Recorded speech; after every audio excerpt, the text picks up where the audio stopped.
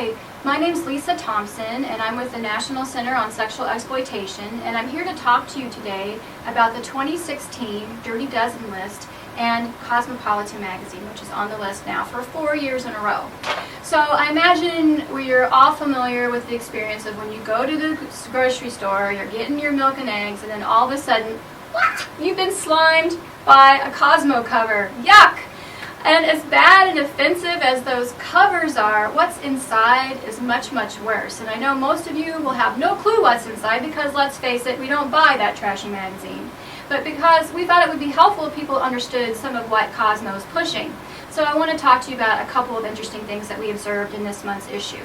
So in one instance, there was a question from a reader in which she says, "Why does my man want me to shave my pubes so badly? He's been bringing it up a lot. I feel like a child when I'm hairless, and I don't get why that's a turn on." And then in the response, Cosmo actually says this, in part. They say, "Some guys want what they're used to in porn." Okay. Then in another part of the magazine, they have an interview with a lady named Jessica Williams. She's on The Daily Show.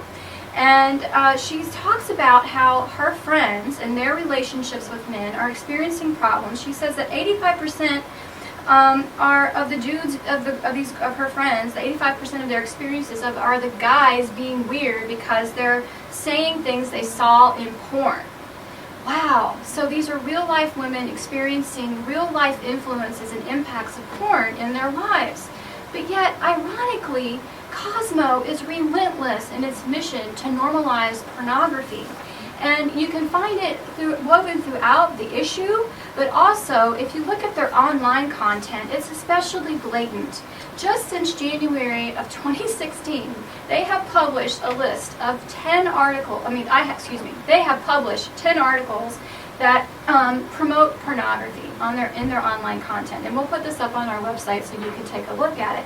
So on the one hand, you've got women who are being interviewed or reading Cosmo, talking about how pornography is harming them in their own experiences and that they're confused and frustrated. And on the other hand, you've got Cosmo actually pushing porn and attempting to normalize it. So this is so ironic and so crazy. How can a magazine that purports to be pro-woman be pro-porn? It's just impossible. So if Cosmo ever has any hope of being sex positive or pro-woman, they've got to stop pushing porn.